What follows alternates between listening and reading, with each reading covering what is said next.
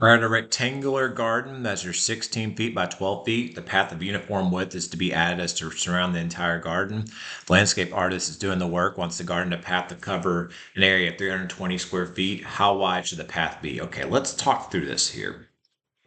Actually, what would be best if we drew this out. So let's draw this out. So I've got so this is the current garden, 12 by 16. And what they're wanting to do is they're wanting to add to a uniform width to the entire length. So they're going to add, I don't know how much it is. Now remember in math, if we don't know how much it is, we call that X, and they're adding that width to each side of the rectangle. So this is going to be my new garden. So this is not drawn to scale. I obviously don't know how far they're going out, but each dimension here is X. Okay. So they're adding X. And so they're basically expanding this garden from this original dimensions to these new dimensions. So now they're doing the work. And so now they're doing the work and they want the entire garden to cover an area of 320 square feet. So how wide should the path be? So the first thing I need to do is I need to come up with expressions for the new dimensions of each of these dimensions. So this dimension, length and width are kind of interchangeable when you're talking about rectangles. So, I'll just basically, you just have, this dimension and this dimension. So you can call one the length, one the width, whatever you want to do. So let's talk about this dimension right here. How can I make an expression for this dimension? Well, it's X plus 16 plus X. So X plus 16 plus X. Okay, and then you combine like terms. X plus X is 2X, so it's 16 or 2X plus 16. Okay, so that's going to be your dimension there. What do I have here? I've got X plus 12 plus X. So that's going to be 2X plus 12. So these are my dimensions here. Okay. And so next, what I need to do is I need to make an expression, an equation for this situation. So if we're talking about the area is length times width. Okay. And so my length, or one of my dimensions, I'm going to flip this, is 2X plus 16.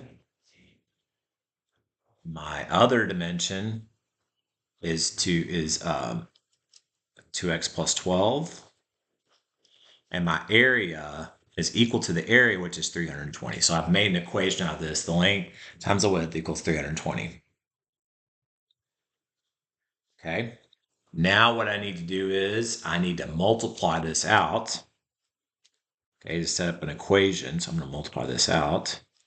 So do some distributive. You can do FOIL. 4x squared is 24x plus 32x plus 16 times 12, 192. That's equal to 320. Okay. Now let's kind of talk through this a little bit. Next, we got to recognize, and I can clean that up a little bit. I'm going to clean that up in a moment. What type of equation do we have here? Notice the highest power is 2. It's a quadratic equation. So I've got to think through. I'm not going to, on the last one, I didn't solve the linear equation. This one, I'm going to solve a quadratic equation. So I got to think back to those quadratic methods. Like if I'm doing factoring or quadratic formula, those are two of my favorites. When I'm doing either one of those methods, with my approaches, I've got to make it equal 0. So I'm going to have to make this equal 0. Subtract 320. Now, when I re-express this, when I rewrite this, I'm going to simplify those together too. So I got 4x squared, and then 24 plus 32, 56x, and then 192 minus 320, minus 128 equals 0. Okay? So now, how do I go about solving this? I could do quadratic formula. I'm thinking maybe this will be a nice problem. Maybe I can do it by factoring. Now, the thing when I do it by factoring, I see that's bigger than 1, but remember when you factor, the first thing you're supposed to do when you factor is see if I have any common factors. So I'm betting I can factor that 4 out. Let's see if all those have a factor of 4 in them. And I bet they do, and they do. So I can factor out 4. So I'm going to take out the greatest common factor. So I've got an x squared plus 14x minus 32 equals 0. Okay.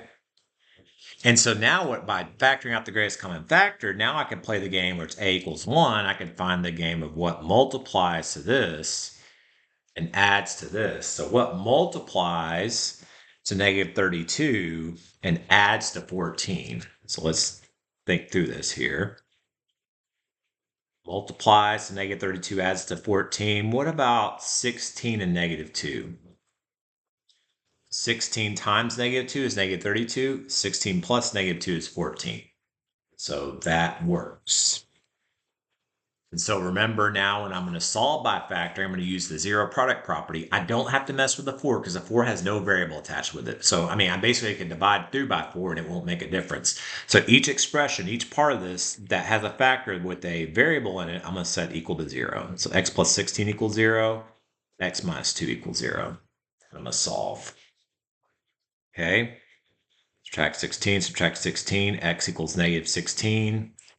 Add 2, x equals 2. So I get 2 solutions here. Now we need to talk about this.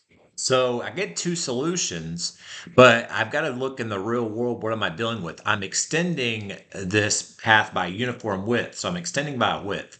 My answers are negative 16 and 2.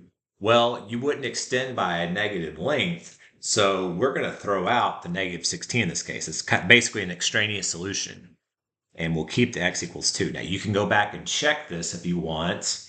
Okay, so what you could do is you could go back and check this and see if this makes sense. So if x equals 2, and I did not give you enough room to do this, I apologize. If x equals 2, then this dimension would be 2 plus 16, which is 18 plus, so this dimension would be 20. Put that there. And this dimension would be 2 plus 12, which is 14, plus, that'd be 16 here. And so I'm going to ask, does 20 times 16 equal 320? Yes, it does. Okay. You see how, so if I plugged in 2 here, this dimension would be 20. Plugged in 2 here, this dimension would be 16. And then length times width, if I multiply 20 times 16, I do get 320. So it does work. So sometimes when you're doing these problems, you want to, plug it back in, check it, make sure you're doing it right. So x equals 2 is my width.